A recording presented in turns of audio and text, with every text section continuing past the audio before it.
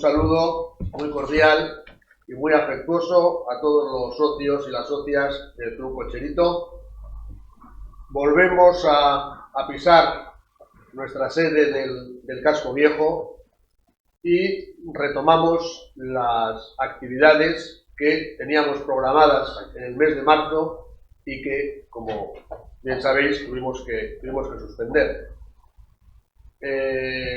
Las primeras palabras yo creo que tienen que ser de solidaridad con los socios y con los simpatizantes cocheristas que se han quedado en el camino.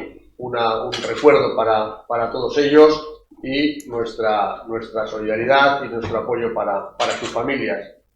Parece que estamos ya en una situación bastante mejor y teniendo en cuenta las nuevas normativas vamos a retomar en la medida de lo posible las actividades que teníamos previstas.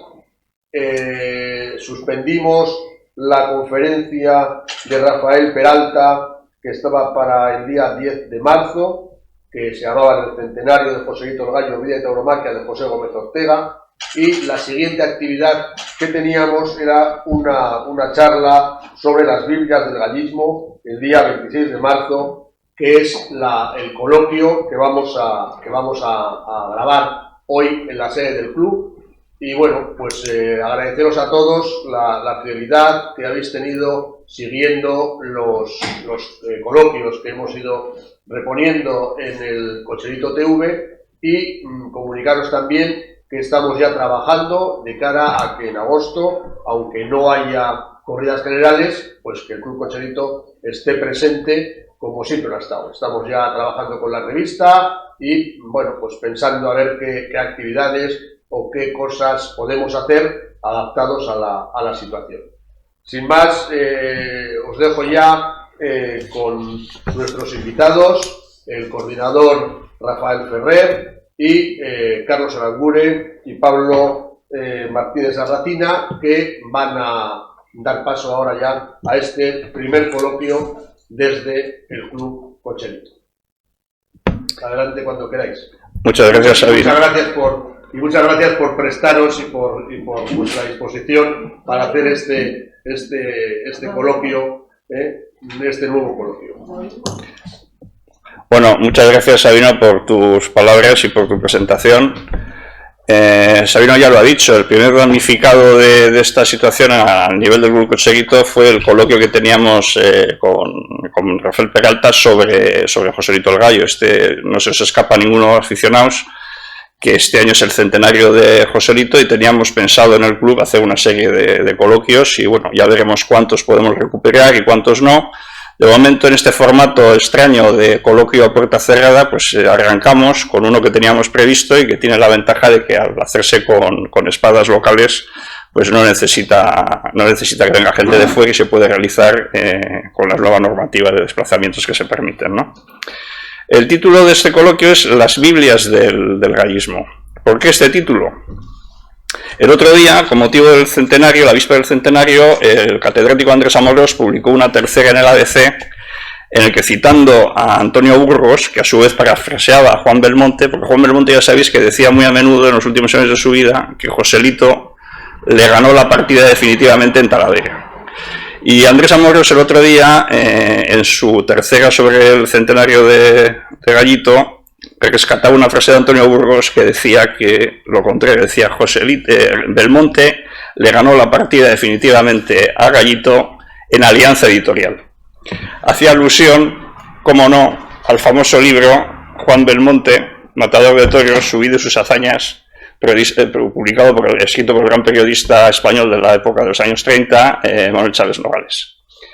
Este libro, ahora que se está recuperando mucho la figura de Joselito, se está reivindicando por muchos tratadistas e historiadores taurinos que se ha menospreciado la aportación de José Gómez Ortega a la tauromaquia moderna, que se le ha postergado un poco, que no se le ha hecho justicia, y muchos lo atribuyen al efecto primero de su amistad con los intelectuales que le han idealizado a Belmonte, y segundo por este libro, que es probablemente el mejor libro de toros que se ha escrito nunca.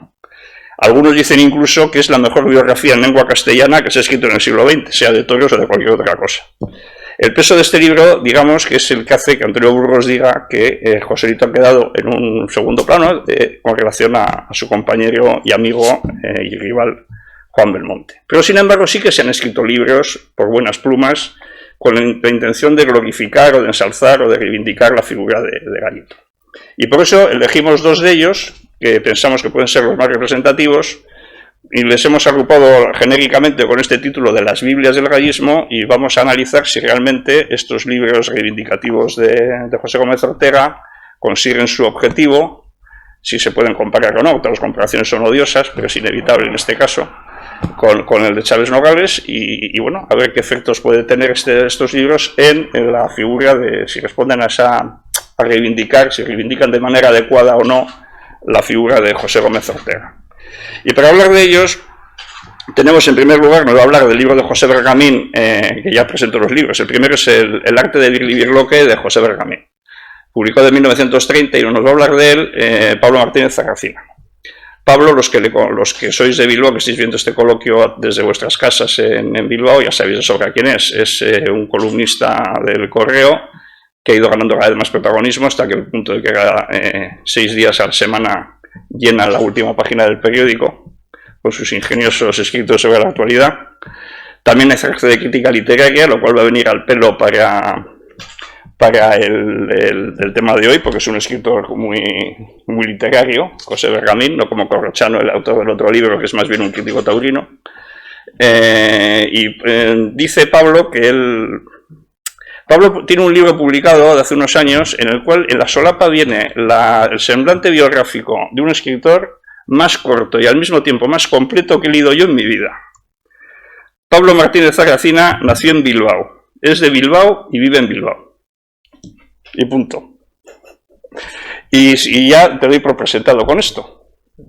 Y del libro de Corrochano, ¿Qué historiar?, nos va a hablar nuestro compañero de la directiva, Carlos Aranguren. Carlos nació en Madrid, lleva muchos años trabajando en Bilbao, es abogado en ejercicio, aunque él dice que lo que más le enorgullece es haber intentado ser torero, haber sido alumno de la Escuela Taurina de Madrid y haber hecho pinitos también en la finca de tus antepasados, del Marqués de Villagodio, ¿no? Porque tú eres nieto del Marqués de Villagodio.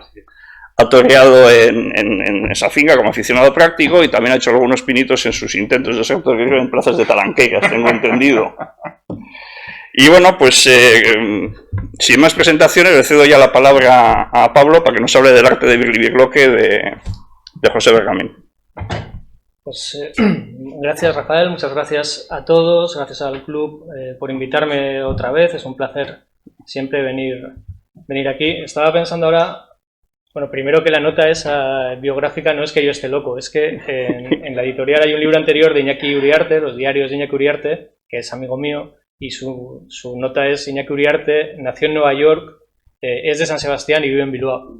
Entonces yo hice una adaptación a eso, ¿no? Y también estaba pensando que, aparte de hablar hoy a puerta cerrada, afronto ciertos riesgos, porque voy a tener que decir muchas veces Birli Birloque, que es bastante complicado de decir y se está grabando. Entonces, por adelantado pido disculpas por todas las veces que pronuncie mal este título. Bien, es una Biblia del gallismo, sin duda, el libro de Bergamín, y debería ser un libro sapiencial dentro de la Biblia, debería ser el libro de Proverbios o el Eclesiastés, por su forma aforística, de la que luego hablaremos, y por su carácter nutricio, ¿no? Es un libro que se puede abrir por cualquier página, lees 2 fragmentos y ya encuentras siempre algo de valor. Este libro de Bergamín no es el típico libro que a veces un autor hace sobre una pasión suya periférica, ¿no? Imaginemos un novelista que escribe un libro sobre ornitología porque le apasiona, o un escritor, o Goethe, escribiendo sobre optometría y refutando a Newton porque le interesaba mucho la ciencia. No, este es un libro que se integra perfectamente en la obra de Bergamín. Es un libro más de Bergamín. De hecho, es uno de los libros que más se suele citar entre los de Bergamín. Es curioso lo que se suele decir, los gallistas suelen decir lo que comentaba Rafael, que Joselito tiene mala suerte con sus escritores, ¿no? Que Belmonte tuvo mucha suerte con los escritores que se ocuparon de él. Se entiende el argumento, pero es un poco inexacto, porque de Joselito se ocupa en extenso Bergamín, que es un escritor muy importante. Es decir, Bergamín es un autor indispensable en la primera mitad del siglo XX español o más allá, ¿no?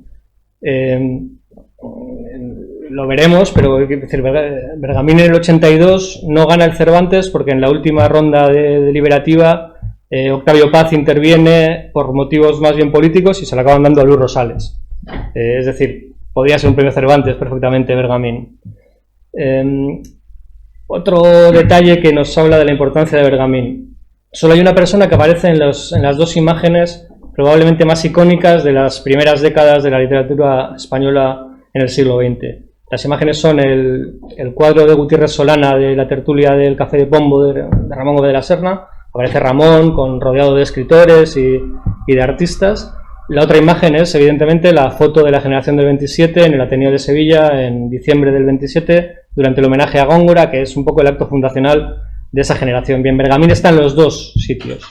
Está en el cuadro de Gutiérrez Solana al lado de Ramón Gómez de la Serna y está, creo que entre Jorge Guillén y Damaso Alonso en la foto del Ateneo de Sevilla. Es decir, Bergamín, el autor que se ocupa de Joselito, es un autor que está presente en los manuales de literatura con gran importancia. Está presente de una manera muy particular. Bergamín es un autor escurridizo, polémico, a él le gustaba definirse como un fantasma. Su presencia es constante y secundaria, su presencia también suele ser polémica.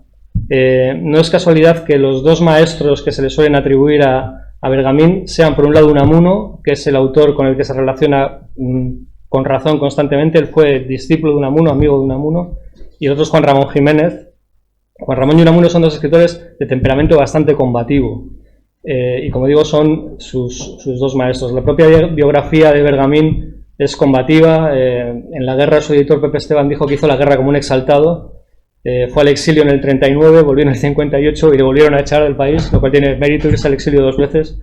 En el 63 tuvo de Unamuno. Bergamín recoge una costumbre curiosa, que es publicar cosas en los periódicos por los que te acaban echando del país, que bueno, que es un deporte de riesgo, ¿no? Y en el 63 Bergamín apoya una huelga de mineros en Asturias.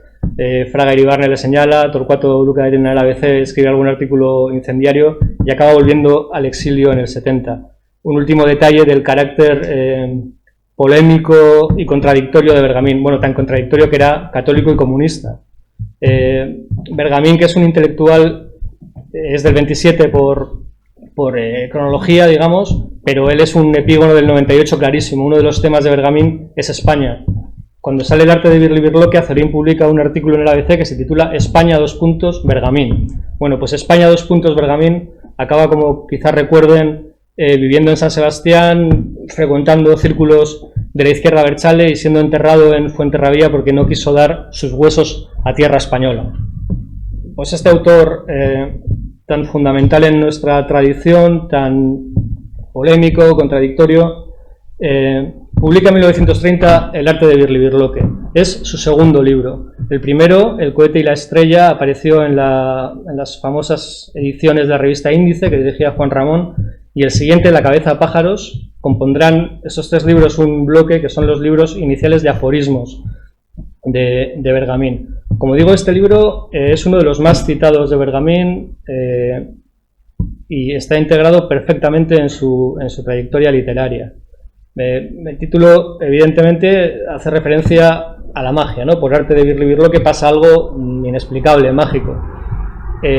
La tesis, o una de las tesis del libro, es que el toreo, cuando es llevado a cabo por una inteligencia superior, digamos, o extrema, produce un resultado mágico. Se parece un poco a la ley de Arthur C. Clarke, que dice que toda tecnología suficientemente avanzada es indistinguible de la magia. Pues Bergamín dice algo parecido en este libro, pero es casi mejor que lo diga él. Por ejemplo, el toreo es un juego vivo de inteligencia, tan exclusivamente inteligente que el error más mínimo contra la exactitud en la ejecución de sus suertes le puede costar al lidiador la vida. ¿Cuál es el siguiente paso que da Bergamín? Joselito que verificó admirablemente el arte birlibirloquesco de torear de Pepeillo fue, seguramente, la inteligencia viva, natural, más extraordinariamente sensibilizada. Por eso el toreo en sus manos parecía magia, prodigio, maravilla, inteligible juego de prestidigitación. Este libro habla de toros y habla de Joselito. No es una tauromaquia. Luego veremos lo que se acerca más a una tauromaquia. Este libro es una estética, es decir, es un fundamento sobre un arte en concreto. Y es también una poética, porque esos fundamentos son personales, son los fundamentos de Bergamín. Bergamín está hablando aquí de toreo, está hablando de Joselito, pero está hablando de muchas más cosas, está hablando de literatura, está hablando de arte, está hablando de cultura en general.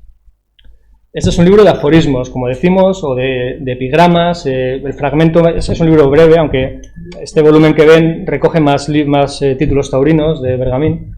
El arte de Birlibirloque es un libro breve, casi ningún fragmento ocupará más de una cara, pero generalmente son mucho más breves. El aforismo es fundamental en la obra de Bergamín. Incluso cuando no escribe aforismos, está escribiendo aforismos. Su poesía, que es una obra madura, digamos, él escribe poesía tarde, son aforismos con peso métrico. Sus obras de teatro, los personajes suelen hablar en aforismos. Sus ensayos más largos, las ideas se acaban destilando en un aforismo. Juan Ramón Jiménez dijo que Bergamín tenía ingenio de saeta por flecha, ¿no? Bergamín podría ser una tweet star hoy en día, porque es capaz de hacer aforismos muy breves, muy ingeniosos, muy brillantes. Por ejemplo, el toreo no es español, es interplanetario. O, en definitiva, el arte de Birlibirloque se lo salta todo a la torera. El gorro puntiagudo de Birlibirloque está todo estrellado de cielo. Ya se ve, ¿no? Está entre la poesía y la filosofía. A veces está cerca del haiku casi, ¿no? ¿Cómo escribe los aforismos Bergamín? ¿Cómo lo escribe todo siempre Bergamín? Siempre lo hace a partir de una tensión bipolar, A contra B. Así piensa él, ¿no? Coge dos elementos y los contrapone, los compara, los parodia. De esa tensión nace su pensamiento. En este caso, por supuesto, los elementos son Joselito y Belmonte, ¿no? Yo al releer el libro, enseguida tuve la tentación o la idea de apuntar lo que iba diciendo o las virtudes que les iba atribuyendo a cada uno de los dos toreros, ¿no? Y el resultado es, prácticamente resume las ideas de Bergamín en el libro. En la columna de Joselito estaría inteligencia, naturalidad, lo artístico, alegría, juego, renacimiento, exactitud, arte, ligereza. En la columna de Belmonte estaría temperamento, afectación, artificio, tristeza, trampa, revolución, oportunidad, mérito, lentitud, retorcimiento. Y constantemente lo que hace es relacionar ambas columnas, digamos, ¿no? La inteligencia contra el temperamento, la naturalidad contra la afectación, la alegría contra la tristeza, el juego contra la trampa. Esto lo hace constantemente. Al final este libro es un ejercicio de brillantez y de dialéctica entre lo clásico y lo revolucionario, entre lo luminoso y lo oscuro, entre Joselito y entre Belmonte. Hay una cosa curiosa en el libro. Bergamín habla muy pocas veces solo de Joselito. Es decir, en pocos fragmentos solo se refiere a Joselito. Hay algunos. Joselito fue un luzbel adolescente caído por orgullo de su luminosa inteligencia viva. El fantasma luminoso de Joselito, antes que Nietzsche y que Pascal, relampagueó de clara inteligencia juvenil mi adolescencia oscura. Lo que hace Bergamín es constantemente utilizar a Belmonte como espejo, como piedra de toque. Y Belmonte sale mal parado, claro. Las virtudes afirmativas del arte de Birlibirloque de torear son ligereza, agilidad, destreza, rapidez, facilidad, flexibilidad y gracia. Virtudes clásicas, Joselito. Contra estas 7 virtudes hay, en efecto, 7 vicios correspondientes: pesadez, torpeza, esfuerzo, lentitud, dificultad, rigidez y desgarbo. Vicios castizos. Belmonte castizo hasta el esperpentismo más atroz y fenomenal. El predominio de la línea curva y la rapidez son valores vivos de todo arte, Joselito. El de la lentitud, morosidad y la línea recta son valores muertos, invertidos, Belmonte. Así constantemente.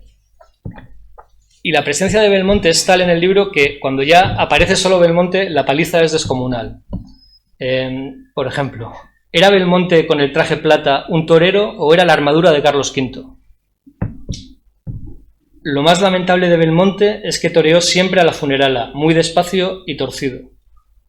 el protestantismo belmontista ha ennegrecido sombríamente el toreo, apagando tristemente sus luces con el oscuro capirote de la tontería moral. Hay algo también en este libro de manifiesto. Es la época de juventud de Bergamín, es los años 30, son muy favorables a los manifiestos en los que una corriente artística dice aquí hemos llegado nosotros para acabar con lo viejo, o en la que lo viejo dice pues aquí estamos nosotros para resistir a lo nuevo. Esa posición siempre es muy asertiva y ofensiva, ¿no? Es una posición de combate. Esto se nota en el libro y lo hace algo antipático. Quiero decir, Belmonte muchas veces es maltratado en el libro. Lo que pasa es que luego el libro tiene una vida y una posteridad y con el transcurso de los años eso cambia. Cambia desde el instante en el que Belmonte lee el libro y se encuentra con Bergamín. Claro, cualquiera pensaría que después de decirlo de la armadura de Carlos V, Bergamín, al ver a Belmonte, querría esconderse porque ese señor, si tiene un estoque, se lo carga allí mismo. Pero Belmonte, que era muy listo, lo que primero que le dijo a Bergamín, tartamudeando, es que estaba totalmente de acuerdo con él. Eso desarma a Bergamín, porque otra de las claves de la figura de Bergamín es que siempre hay en él una intención irónica. En las imágenes que se pueden ver, cada vez que dice una opinión contundente, cada vez que dice una enormidad ofensiva, le brillan los ojos con cierta ironía, está provocando. Él no quiere quemar nada, él quiere avivar las brasas del pensamiento, ¿no? Y hay una anécdota muy famosa de Bergamín, está en el exilio en México paseando con un amigo y se encuentran con un tercero al que Bergamín saluda y este tercero no le devuelve la cara y sigue adelante, no le devuelve el saludo. Bergamín le dice a su amigo, ¿has visto este? Que no me devuelve el saludo, pero que maleducado. Y el amigo le dice, pero hombre, ¿no te acuerdas que hace 3 días en el periódico lo pusiste a caer de un burro? Y Bergamín dice, hombre, eso, pero yo ya le he perdonado. Bueno, pues eso se puede aplicar, yo creo, a Belmonte, ¿no? Y cuando, a partir de ese encuentro, Bergamín en sus siguientes escritos de toros en los que aparece Belmonte, habla bien de Belmonte. Y cuando muere Belmonte, Bergamín yo creo que pone el colofón al arte de Birlibirloque, ¿no? En textos como este. Ya digo que este es un texto escrito tras la muerte de Belmonte. Me parece que fue Belmonte el primer matador o espada que vistió el traje plata, como si no lo supiese. Joselito vestía siempre de oro y cuando no de negro, sin brillantes lentejuelas, sin luces, apagado del todo. El caso es que uno y otro se correspondían, se completaban y complementaban en la plaza, y que ninguno de los dos hubiera sido tanto el que era, lo que fue, sin el otro. El angélico y arcangélico Joselito, sin el diabólico o endemoniado Juan. Aquel, la pura, transparente inteligencia viva. Este, el poseído, el tenebroso y poderoso engendrador de misterio, del duende, que hacía posible, subrayándola, su más luminosa expresión. Los dos juntos, los dos únicos y solos, eran de verdad el toreo, todo el toreo. Yo diría que toda la verdad y toda la mentira del toreo. Sus nombres no podrán separarse jamás. Al morir Juan, se juntaron para siempre, solos, definitivamente únicos, en su gloria. Ya digo, yo creo que este es el colofón, en cierto modo, pasados 2 años, del arte de Birlibirloque, que es un libro magnífico en sí mismo. Alguien que no sepa distinguir un toro de un torero en la plaza, lo puede leer y le va a ser de provecho. Un extranjero que nunca haya asistido a una corrida de toros lo va a entender, porque como digo, es también una poética y un libro muy interesante que sin duda les recomiendo, y yo creo que luego ya podemos hablar más en el coloquio. Muy bien, muchas gracias, Pablo. Creo que has hecho una disección fantástica del autor y del libro. Carlos, decía Pablo que el libro de Bergamín no es una tauromaquia. El que te ha tocado a ti sí es una tauromaquia que también está escrita con el propósito de reivindicar a Joselito de una manera más técnica. ¿Qué nos puedes decir de él? Sí, buenas tardes a todos, a los presentes y a los que nos ven desde sus casas. La verdad es que esto es una pequeña encerrona porque yo no sabía que iba a torear, entre comillas, con José Tomás, con lo cual la verbalidad de Pablo creo que me va a superar por todos los lados. Bueno, yo, sin perjuicio de lo dicho, yo vengo aquí a hablar, como diría Umbral, de mi libro. Mi libro es ¿Qué es torear? de Gregorio Corrochano. Y a pesar de ello, yo lo que le comenté a Rafa Ferrer cuando se organizó esta tertulia, que más que algo encorsetado, a mí me gustaría que hablásemos de toros, ¿no? o de toros y de toreros, que es quizás lo que a los aficionados más nos puede gustar y más en estos tiempos, ¿no? También ayer escribí o le mandé a Rafa una breve reseña de lo que para mí significa este libro de Gregorio Corrochano.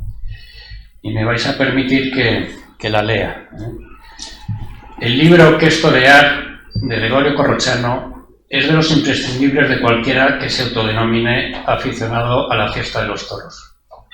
Su lectura nos sitúa en una época que a los aficionados actuales nos hubiera gustado vivir. Era la España de los viejos tiempos, la del carro y la plaza de Talanqueras, la del blanco y negro, la España en la que la fiesta de los toros ocupaba el espacio que nunca debió perder.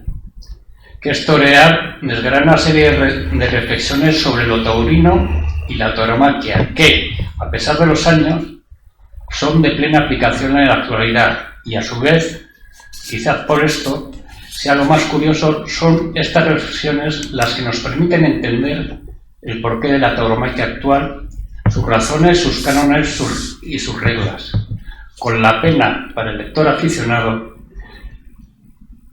de no encontrar un referente actual dentro del mundo del toro que nos sirva de referencia para aplicarlas, a diferencia de lo que debió ocurrir en la época de Joselito y Juan Belmonte, en donde la competencia entre los toreros iba mucho más allá del ruedo. Eso ahora no existe.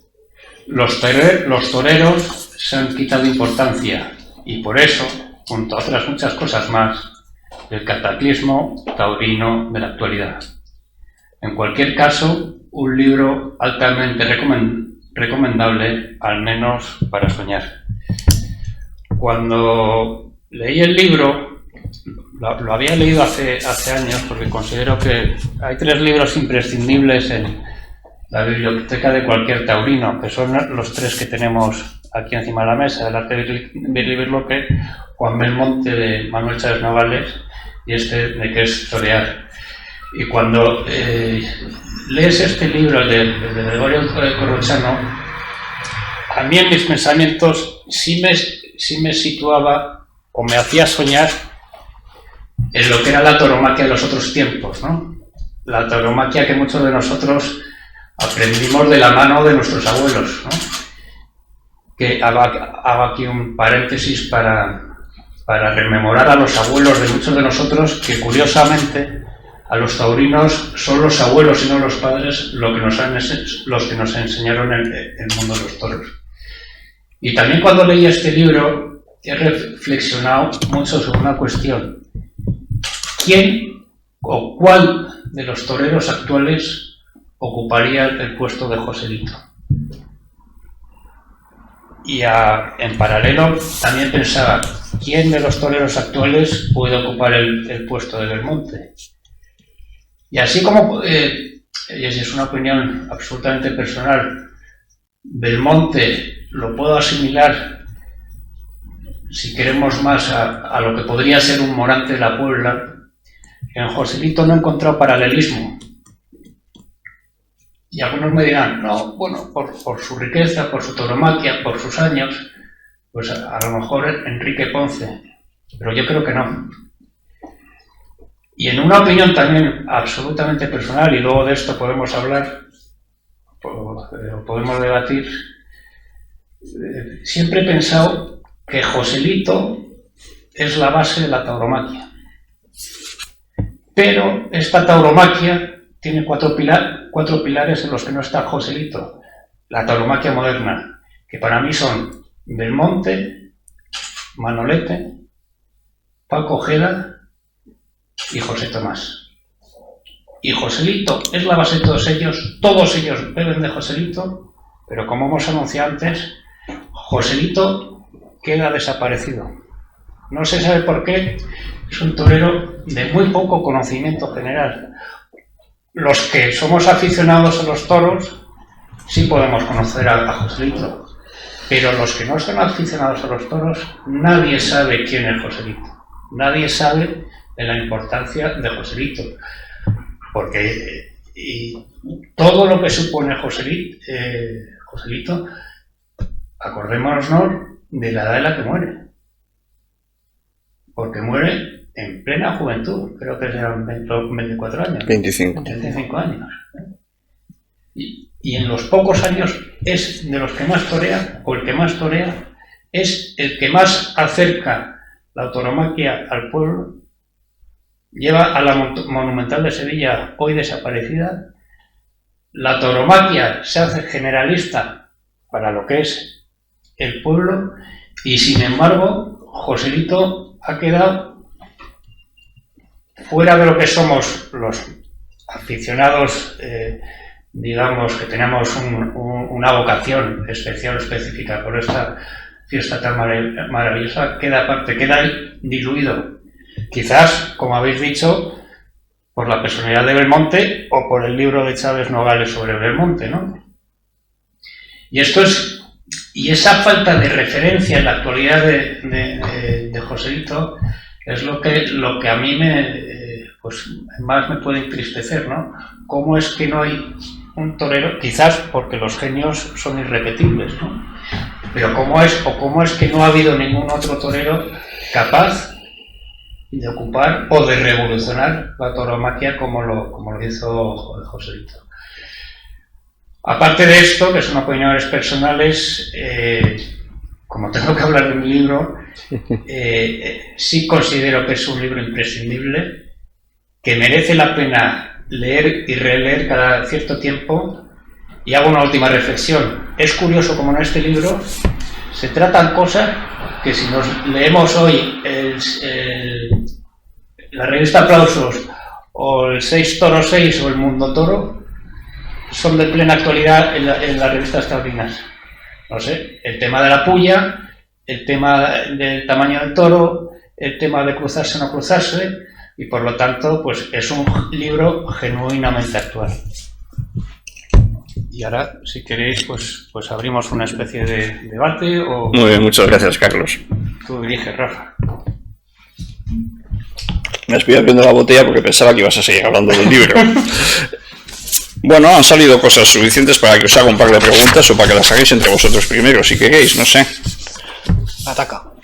Voy empezando por el final, empezando por Carlos.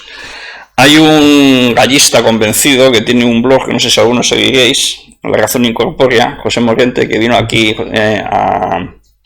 al club y nos dio una magnífica charla sobre la importancia de Manolete, que ya digo que es un gallista militante. Él también es julista. Él opina que el torero actual no es que sea parecido, vamos, pero que el equivalente en la actualidad a Joselito sería el juli, porque domina los 3 tercios, aunque ha dejado de poner banderillas, porque es un torero de técnica y de cabeza como era Joselito, y porque es un torero que trata también de mandar fuera de la plaza. También es un torero que manda, que trata de poner condiciones, no llegando a la altura de Joselito, y sin embargo Ponce, que sería otro torero de ese palo técnico que tú de hecho es el que has mencionado, y para descartarlo, él también lo descarta porque dice que Ponce no domina todos los tercios, porque no ha puesto nunca banderillas, por lo menos en su época, supongo que cuando empezó, como todos habrá puesto, pero no ha puesto banderillas.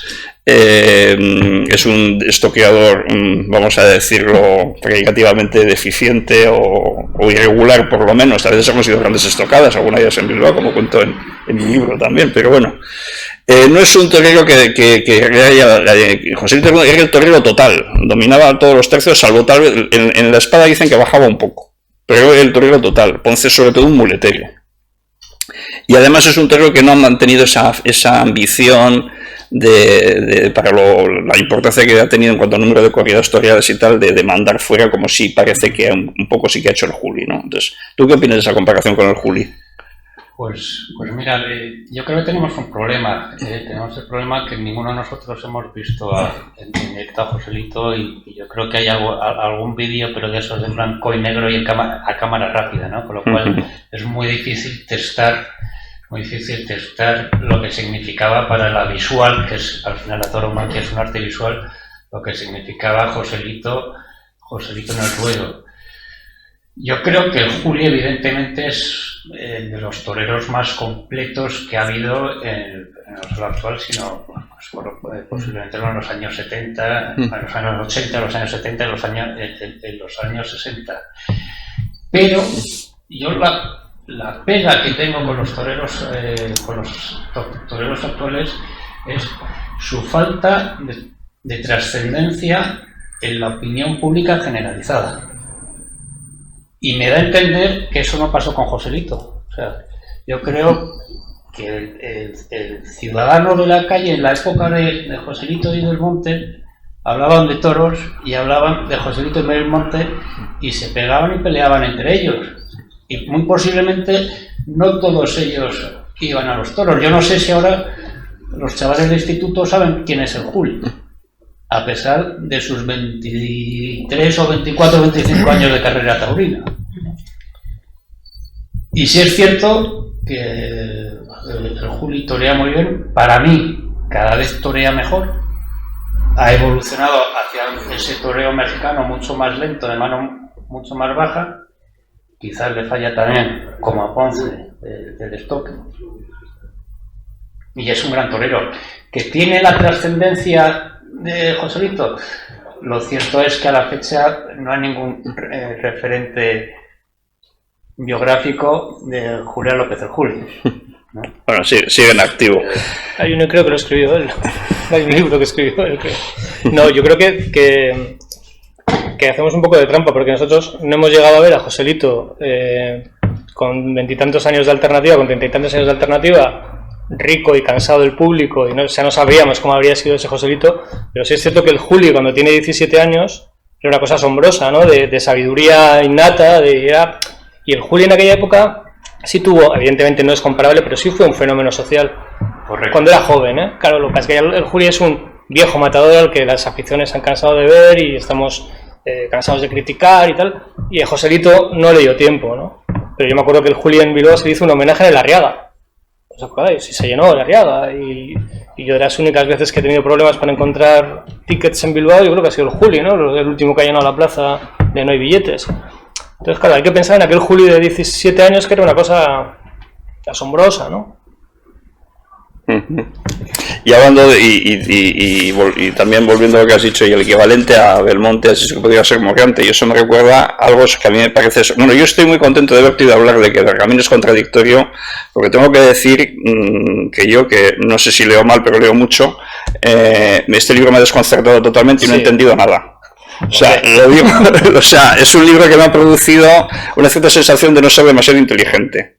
Porque hay cosas del libro de Bergamín que yo no he entendido. Y una de ellas es, por ejemplo, que siendo un tío que era un fanático absoluto de Rafael de Paula, claro, diga ahora que resulta que era gallista. Cuando Rafael de Paula todo el mundo le asocia a la línea de Belmonte. Totalmente. Y de hecho, tampoco, claro, y no es que haya cambiado, es algo más profundo que haya cambiado de opinión, como has dicho, que luego fue girando hacia Belmonte. Es que el propio Morante de la Puebla hace el prólogo de este libro y se confiesa gallista. Pero es que Morante últimamente es un gallista absoluto, ¿no? Se ha comprado el escritorio de Gallito y... Pero sin embargo es el ejemplo actual. Todo el mundo hubiéramos dicho lo que ha dicho Carlos. Totalmente. Entonces yo es que aquí no entiendo nada. Y cuando dice en el prólogo dice Morante de la Puebla, en el prólogo de esta edición lo escribe Morante de la Puebla. Claro, evidentemente no es la edición original.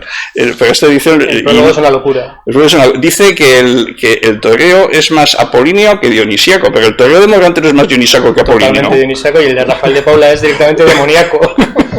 Entonces, por eso te digo que yo hay cosas de este libro que no he entendido. Y pero que... ¿sabes lo que...? Tú, al final, en la segunda parte del Quijote, el Quijote se va haciendo como Sancho y Sancho se va haciendo como el Quijote. Pues es lo que pasa aquí.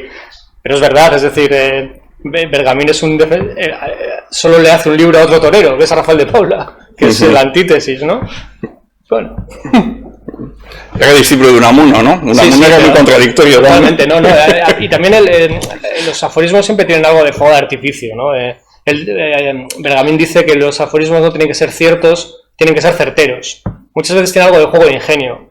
Se contradice en este mismo libro, se dice cosas distintas y se supone... No es un libro exacto, ¿no? No es una tauromaquia ni mucho menos. Es un libro literario, sin duda. Muchas veces está cerca de la poesía. Y se contradice, claro que se contradice. No, si os acordáis del periodista Zabala Padre, cuando escribía en el ABC y escribía sobre Emilio Muñoz, decía que era el torero más belmontino de la época, ¿no? No sé lo que hubiese escrito de Morante de la Puebla, pero sí hay algún torero barroco, hay dos toreros barrocos que hemos visto. Para mí, que es un torero barroco, aquel que se te queda en la retina. Y a mí, Rafael de Paula, le he visto en Madrid con el toro aquel de Sepúlveda, en octubre creo que era del año 87, y me acuerdo en San Isidro que lo único que hizo fue pegar un pase de la firma, y te estoy hablando a lo mejor del año 79, pero todavía lo tengo grabado en la memoria. Y de los toreros barrocos, quitando tras Rafael de Paula, a mí el único que me queda es Morante de la Puebla. Ni siquiera Emilio Muñoz, ¿no? Y por eso mi comparación con Juan Belmonte, porque Juan Belmonte yo sí me lo imagino como un torero absolutamente barroco, ¿no? En sus formas, en su propia estética, su propio físico, su propio mentón, ¿no? Esa forma que tenía de citar, esas... Sí. Yo creo que todos habremos visto el vídeo de Juan Belmonte, creo que es en Nimes, ¿no? En Francia, uno en blanco y negro, con el capote, ¿no? Es por eso porque yo identifico a Juan Belmonte con el barroquismo sevillano. Para mí Belmonte, como Morante, es pura sevillanía, es pura Semana Santa, es pura saeta, es sentimiento. Sí, yo creo que es lo que pensamos todos, por eso sorprende lo que dice Morante en el prólogo de que el torero es Apolino y no Dionisiaco, y todo, es sorprendente, es sorprendente. No sé si os decía algo, Pablo. No, estaba preguntándome quién habría sido la estirpe de Joselito posteriormente, cronológicamente, quiero decir. En vez de pensar quién sería ahora el heredero, es quiénes han sido los herederos de Gallito. Digo, para aclarar un poco esto de la herencia, ¿no? Marcial, Lalanda, puede ser. Sí, lo que dicen inmediatamente, creo que se parecía más a él, dicen que era Granero, ¿no? Pero que murió enseguida también. Granero muere en Madrid. Sí, murió enseguida, murió muy poco después. Sí, Lalanda probablemente. En lo de dominador de todos los tercios, y igual Dominguino, aunque no creo que llegue muy cerca, vamos, a otro nivel. No sé. Ese palo del torero. Sí, pero bueno, si haces una escala, pues posiblemente Marcial. Sí. Pero en nuestra época, ¿quién ha podido? Un torero dominador, pues alguien nos podrá decir, pues fue Esplá en su última época, ¿no?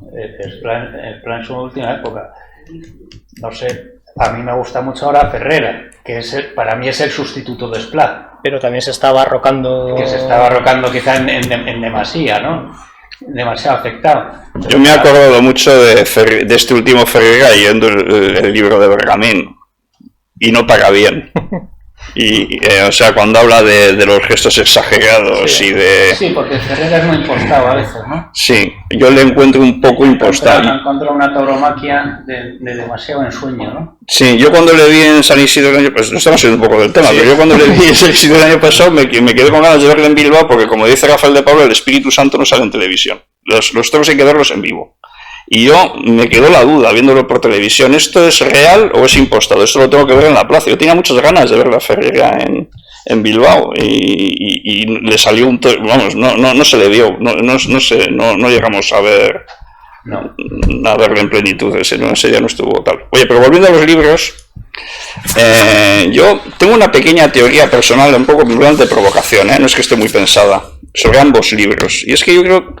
¿Hasta qué punto los dos libros realmente tratan de Joselito? O Joselito es un pretexto. hemos hablado del prólogo de Morante, también hay una especie de epílogo en esa edición de Azorín.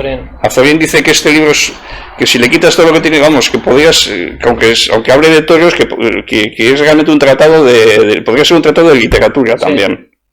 Pero se repite la contradicción porque Bergamín es un escritor bastante barroco. Quiero decir, es que hay un momento, no sé si es en este libro, en el que además atribuye a escritores las dos tradiciones, ¿no? Y Joselito sería Lope cuando la referencia española de la línea clara y aponía es Cervantes, vamos, no es Lope. Es contradictorio. Y el propio Bergamín es un escritor barroco y muy interesado en el barroco. O sea que... Sí, a mí me da la sensación, yo te digo que no he entendido muy bien el libro, igual es por eso, pero a mí me ha dado la sensación de leyendo el libro que la figura de Joselito la utiliza como pretexto para soltar una serie de aforismos epatantes, lo que has dicho tú de que era un poco provocador, sí, totalmente, o bastante provocador, y que esas grandes frases que dicen, la cual Joselito es el bueno y Belmonte es el malo, incluso yo siempre había leído que la línea curva en el toreo es Belmonte, él dice que no, que Belmonte es la línea recta y que Joselito es la línea curva. O sea, da la sensación de que todo le vale denigrando a Belmonte y ensalzando a Joselito con tal de soltar sus teorías estéticas, que realmente Joselito aquí y Belmonte son unos pretextos. Pero Rafael, estás definiendo un intelectual. Estás definiendo un intelectual. Es decir, él organiza el armazón, luego le encaja siempre a favor de obra, claro. Sí. Y lo mismo me pasó un poco con el libro de Corrochano. El libro de Corrochano realmente no es la tauromaquia. A mí no me ha parecido al leer lo que sea la tauromaquia de Joselito. No hace un estudio sistemático de la tauromaquia de Joselito, hace una denuncia de los males del toreo de su tiempo y le pone a Joselito como el referente del toreo ideal del tiempo pasado que fue mejor. Esa es la sensación que me ha dejado. Sí, no, bueno, por eso para mí, quizás lo he intentado decir antes, la actualidad de este libro, ¿no? Porque lo que denuncia es plenamente actual, porque sí, es lo que se está denunciando, totalmente, lo que se sigue denunciando en el día de hoy. Yo he hecho una lista de cosas que denuncia: el abuso de la espada de madera, que no se lidia al toro, capotazos sin ton ni son, los matadores que están de espectadores en la suerte de vagas sin estar concentrados en lo que está pasando, que la competencia no existe, que los toros y el público se han ido desaficionando de la suerte de vagas y de la suerte de matar hasta no darles importancia. Ahora se dice, no tiene suerte, insiste mucho Corrochano, que cuando un torero mata mal porque mata mal, no se dice que mata mal, se dice que ha tenido mala suerte con la espada. Que se abusa del descabello, que se entran a descabellar toros que tendrían que seguir matándolos con la espada. Que los banderilleros llaman a toda la cuadrilla para que den 3 vueltas al toro a la plaza para ponerlos en el sitio con 80 capotazos, en el sitio donde él quiere, cuando los banderilleros antiguos encontraban toro en cualquier parte de la plaza. Todo eso es totalmente actual. Me decía un amigo mío que el año pasado volvió a los toros después de 30 y tantos años, que lo que más le sorprendió es que no había cambiado nada en 30 y tantos años. Que recordaba de la última vez que fue que pasaba lo mismo. Y si es cierto que te coges este libro o te coges cualquier número de la revista El Ruedo, cualquier número de la revista Aplausos, cualquier número de 6 toros 6, insisto lo mismo, ¿no? Las denuncias actuales de la tauromaquia son las mismas que los años 80, la de los 70, la de los 60, la de los 40, la de los 20. Pero sin embargo, siempre que se denuncia... Quizás sea la magia de lo que nos gusta. Pero es que siempre que se denuncian estas cosas, se están denunciando siempre, pero siempre, sin embargo, al mismo tiempo que se denuncia, se alude a una edad de oro anterior en la cual eso también se denunciaba. ¿Realmente existió ese pasado? Es lo que yo me pregunto. ¿Existió ese pasado idealizado? Porque creo que los taurinos soñamos en algo inexistente, que nunca existió. Pero que nunca existió. Y quizás el mejor momento de la tauromaquia es el de ahora. No sé, yo me acuerdo de los años 70 en Bilbao, cuando yo era niño y veía los toros en Bilbao. Las corridas se caían enteras. Enteras. Sí. La de Miura, la de Pablo Romero. De los 80 también, diría yo. De los 80 casi todas. Ahora es difícil en una feria como Bilbao. El año pasado no sé si devolvieron uno. Bueno, creo que hubo una corrida se devolvieron 2 o 3, pero casualidad, en Madrid, en el San Isidro del año pasado, no sé si se devolvieron en los 30 y tantos festejos 6 toros. Si es cierto que ya los toros no se caen. Yo sí creo que ahora se torea mejor que nunca, pero claro, no sabemos leemos, pero no hemos visto cómo se toreaba en los años 20, en los años 30. Hombre, después de ver las imágenes que hay por ahí, por ejemplo, de Joselito en las películas en blanco y negro, sí, lo que tú dices, la velocidad está alterada, ves cosas asombrosas. Hay por ahí un par al quiebro de Joselito increíble, porque le debe quebrar con el pensamiento, porque no se mueve y el toro se va. O sea, con la mirada le debe quebrar una cosa y totalmente a dos, o sea, andando, sale de ahí, no, ni media carrera. Pero después de ver esos toros que llevaban la cabeza por las nubes, estaban con el culo pegado a tablas muchas veces defendiéndose, esos toreros con la mano muy alta también defendiéndose sobre los pies, luego piensas en lo que ahora mismo le exigimos a un torero como estándar y es increíble. O sea, ¿cómo torean ahora? O sea, sí, pero porque el toro ha cambiado. Bueno, también, claro, evidentemente. Exigimos tanto, y yo creo que es tan bueno, al menos técnicamente, lo que estamos viendo, que ya los revolucionarios nos hace malo. Es decir, ¿qué quiero decir con esto? Hace poco vi un vídeo de una faena de Paco Ojeda en Sevilla, de una de aquellas de la época del año 84, la época que le encumbró a Paco Ojeda. Hoy esa faena no se admitiría. La estaríamos pitando todo el rato, porque era enganchón tras enganchón. Y nos cogemos, no sé, a Miguel Ángel Pereira, que en muchas plazas y muchos aficionados ya no le echamos cuenta, y dices, si lo piensas, dices, pero caramba lo que está haciendo este hombre. Si Ojeda no se movía, Pereira se mueve mucho menos, y se los pasa muchísimo más cerca. Y ni siquiera eso ya le damos importancia. Lo que no sé es, esto es como los récords de las Olimpiadas, no sé dónde está el límite. ¿Cuánto más se puede...? O sea, no sé ya cuál es el siguiente paso para volver a emocionarnos, para volver a llenar los ruedos. Pero no que es y no sé, y perdona Rafa, no sé si hoy Joselito y Belmonte nos emocionarían viendo cómo se torea hoy. Yo iba a preguntaros a los dos si eso que ha dicho Carlos no se debe a que el aficionado de hoy, el aficionado, no el público, el aficionado, no se ha vuelto una persona muy dogmática y que va a los toros aplicando unos cánones que a veces yo creo que están más en la cabeza de los aficionados y de los técnicos del toreo que de los profesionales. Bueno, o sea, es faenas, hay unos cánones que si crúzate, que si el pico, que si eso, que si el enganchón, o sea, los aficionados hoy en día parece que yo tengo la sensación de que un sector de la afición, a medida que se ha visto arrinconada, se está volviendo cada vez más fundamentalista. Bueno, es posible. Yo creo que tenemos un problema y que hemos, como consecuencia, no sé, de las redes sociales, de los vídeos, de la inmediatez de todo, de la inmediatez de la imagen, hemos perdido lo que es muy propio de la tauromaquia, que es el soñar, el imaginar. ¿Qué quiero decir con esto? No lo sé, yo de pequeñito siempre soñé con cruzar el charco. Yo creo que era el sueño de todo aficionado, ¿no? Ir a México, yo viendo las corridas de México por el canal Toros, es que vamos, lo siento en el alma, yo no pisaré nunca la Plaza México. Me aburren sobremanera. Y siempre era un icono que teníamos, que yo por lo menos siempre he tenido en la cabeza, ¿no? El culmen de mi afición sería haber ido a México, haber ido a Sudamérica, ¿no? Y ahora dices, voy a ir yo para ver un toro sin cuerno, ¿no? En unas corridas tediosas, lentas, aburridas. Entonces yo creo que el vídeo, además el vídeo que continuamente tenemos, no sé, antes soñaba, ¿no?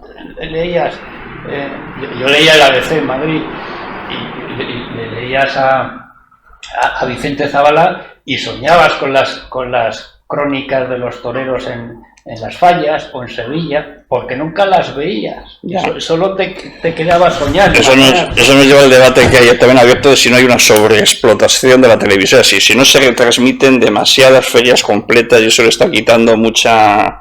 Algún aficionado que esté suscrito al canal Plus Toros, cuando acaba una temporada normal, no está, ¿cuántas veces le ha visto al Juli con García Grande y a Enrique Ponce con Juan Pedro Domecq? Bueno, la he visto en Sevilla, en Valencia, en Bilbao, en Madrid, bueno. Por eso yo decía en la reseña que te escribí ayer que el gran problema que yo creo que tenemos hoy es que, entre comillas, los toreros se han quitado del medio, ¿no? Antes de dejar el turno al escaso público, si es que hay alguien, ¿no?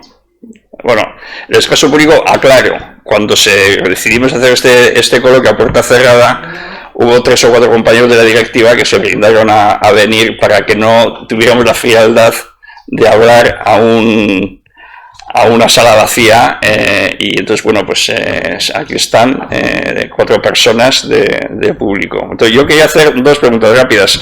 Hemos hablado de los equivalentes actuales de Joselito a Belmonte. ¿Existen equivalentes actuales en la crítica a Corrochano y en la literatura a Bergamín?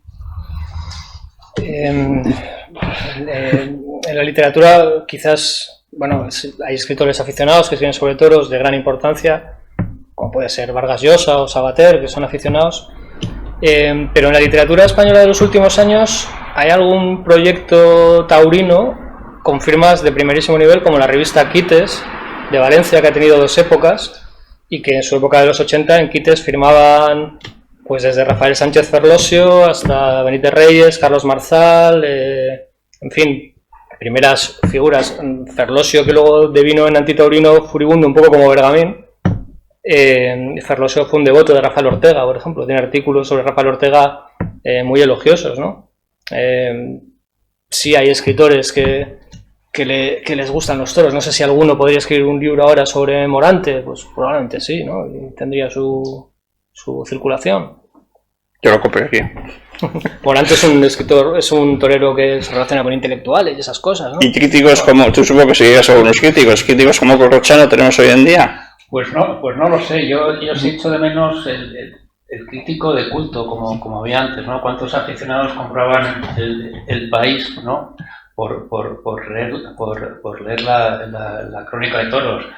O el suplemento aquel del diario 16, ¿no? Que tenía un suplemento, creo recordar que es semanal, y todas esas cosas, por desgracia van desapareciendo. A algunos les gustará más Vicente Zagala, quizás sea el más corrochanista de todos, no lo sé. Bueno, tampoco idealicemos a Corrochano, que dedica un libro a ponerle bien a Joselito, hablando de la tauromaquia de Joselito, y no dice ni una palabra de que fue el gran impulsor del torero en redondo. O sea, a veces se queda en la anécdota de tipo del carácter de Joselito más que de analizar a fondo su tauromaquia. Y no hemos hablado de la mala conciencia que podía tener Corrochano por ciertas cosas que pasaron a lo largo de su vida en su relación con Joselito, por razones no siempre presentables, ¿no? Entonces ese tema de la maestranza de Sevilla y la Monumental, y Corrochano defendiendo a los maestrantes en el ABC, y bueno, vamos, eso igual para otro debate, porque yo creo que ya hemos... La última pregunta, ¿qué les falta a estos libros, si es que les falta algo? ¿Qué les falta a estos libros que no tenga esto? La imaginación de Chávez Nogales, que es un libro más biográfico y por tanto más ameno, ¿qué les falta? Yo creo que para causar ese efecto. Yo creo que la clave es sencilla. Chávez Nogales es un reportero, es un periodista, es muy bueno. Detecta una historia a kilómetros y Belmonte es un personajazo. Y la va a saber contar para quedarse con la atención del lector. Es decir, Chávez Nogales no es ni un experto ni un literato, digamos, de gran vuelo. Es un periodista, está trabajando y se dedica a eso. Y hace un trabajo rápido y muy bueno. ¿Estamos de acuerdo? Sí, yo creo que, pues, salvando las distancias, pues lees un artículo sobre la guerra de Manu Lerineche y podría ser muy similar al libro de Chávez Nogales. Chávez Nogales no le gustaban los toros, no debió ver una corrida en su vida. ¿Alguna pregunta? ¿Alguien se anima? Bueno, alguna sorpresa que no... a mí me parece que no es posible hablar de Belmonte y Joselito sin hablar, no me refiero a 2 hechos de la tauromaquia. Uno es, a mí siempre se me ha fijado de Belmonte, probablemente del libro de Chávez Nogales, ¿no? Que es el toreo quedo, el toreo largo que decimos los que no sabemos lenguaje de toros, y que cuando Chávez Nogales y los aficionados le preguntaban a Belmonte, maestro, ¿usted por qué hace eso? Siempre decía, hijo, por necesidad, ¿no? Es decir, uno no puede hablar de Belmonte sin explicar determinadas cuestiones, incluso físicas, ya no digo mentales, incluso físicas de lo que fue la vida de Belmonte. porque es imposible desde mi punto de vista explicar el toreo de Belmonte sin esas cuestiones. Es decir, el sentido de salir a la plaza de toros con la debilidad que salió Belmonte tantas veces y de ahí se deriva parte de su toreo es un elemento sustancial. Tiene poco que ver con la superestructura del lenguaje de los toros y tiene que ver con la persona que está delante del toro. Y en segundo lugar, hay algo que para mí es fundamental a la hora de hablar de Joselito de Belmonte. Creo que hay un periodista que dice, es la lucha entre Sevilla y Triana.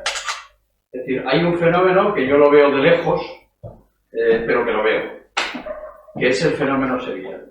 Es decir, no se puede hablar de Joselito de Sevilla sin decir que a la Macarena le visten de luto el día que muere Joselito en Talavera. Claro, a nosotros nos parece una cosa relativamente, anecdótica. Claro, en Sevilla eso es tremendo, es una ruptura dentro de la ciudad, ¿no?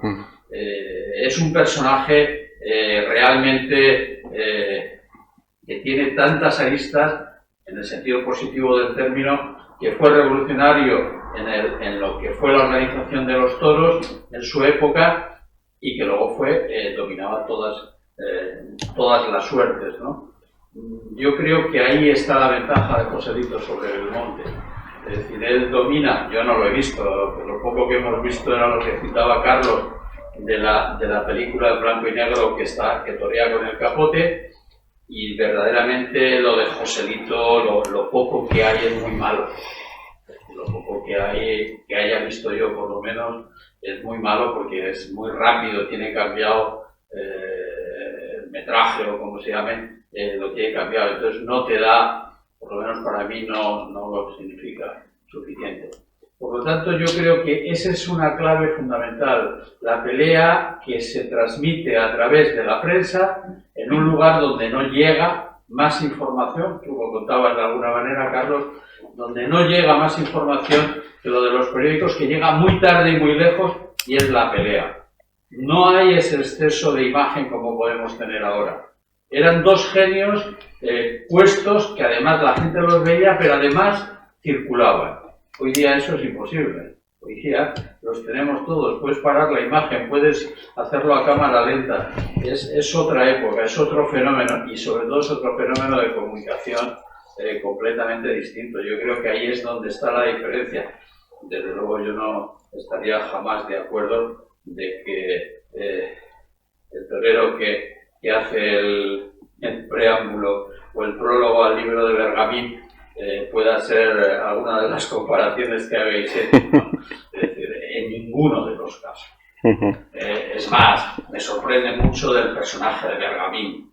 Bergamín es un hombre que cuando viene aquí, antes lo citabas tú, no solamente es que viene aquí porque le traen algunos amigos que tú has citado, es que cuando un periodista se acerca y le dice, pero don José, ¿usted por qué está en Euskadi? Dice, porque esto es lo único auténtico de España que queda. A partir de ese momento, los amigos empiezan a arrollar. Quiero decir, es un personaje que tú lo has descrito muy bien. Es decir, es un personaje distinto. Me sorprende mucho que ese torero haya hecho el prólogo del libro. Bueno, pues nada, pues lo dejamos. Muchas gracias por seguirnos, a los que hayáis aguantado hasta el final en la grabación que se va a emitir dentro de poco en Cocherito TV. Y nada, vamos a intentar seguir manteniendo el club vivo, ya sea subiendo, como hemos hecho este último mes, grabaciones de coloquios anteriores, y también vamos a estudiar la posibilidad de hacer algún coloquio más con gente local que no necesite desplazarse de una provincia a otra. Y cuando a medida que se vayan relajando las condiciones, pues a ver si vamos poco a poco retomando la actividad normal del club y hacemos más actos en homenaje a Joselito. Decía, no sé si fuiste tú el que me dijo cuando hablamos por teléfono de que se había suspendido la fecha inicial en la que estaba previsto este coloquio, que pobres Galdós y pobre Joselito, también pobre Beethoven, creo que también es el año de Beethoven. O sea, son tres figuras importantes, cada uno en su mundo, muy importantes, y que tenían previstas grandes cosas este año, y ahí se han quedado. Vamos a intentar, en la medida de nuestras posibilidades, rendirle a José Gómez Ortega el homenaje que como aficionados creo que debemos darle en el año de su centenario. Y nada más, muchas gracias.